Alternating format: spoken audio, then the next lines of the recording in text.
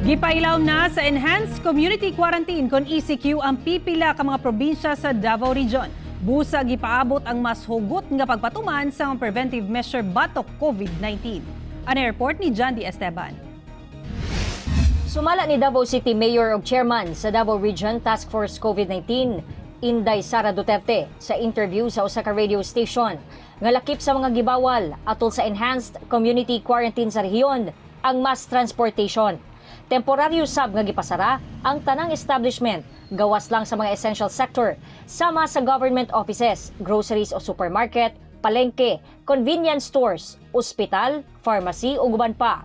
Makagawas lang ang mga residente kung mupalit og pagkaon o tambal basta dunay dala nga quarantine pass. 24/7 na sab ang pagpatuman sa liquor ban. Epektibo Abril 5, nagsugod ang pagpatuman sa ECQ sa Davao del Norte, gawas lang sa Island Garden City of Samal. Taman kini April 20, pero pwede daw malugwayan, depende sa sitwasyon. Busa, ako naghangyo sa inyong kooperasyon og dakong suporta kay dili ni kayahon kung gobyerno lang ang atong saligan. Hinumduman nato nga limitado atong pundo og basin dili nato makaya kung magdugay pa ni nga problema. Gipaniguro sa gobernador nga dunay igong supply sa pagkaon ang probinsya, samtang gipatuman ang maong kamanduan. Gibaharan sab sa gobernador ang mga musupak sa guidelines sa ECQ kung madakpan, ipamutang sila sa PUI isolation rooms.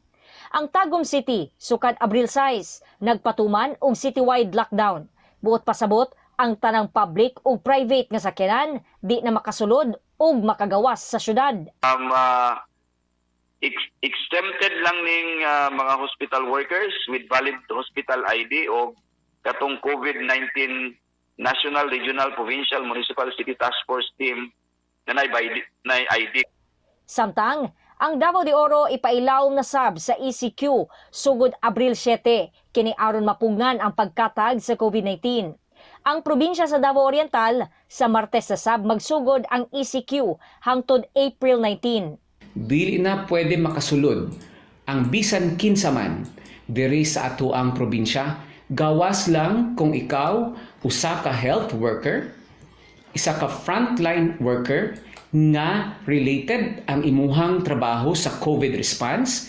Kailangan ka pangitaan og ID nga permado sa incident commander o sa gobernador. Una nang nagpatuman og ECQ ang Davao Occidental ni adto pang April 1. Gisundan kini sa Davao City ug Davao del Sur ni adtong April 4.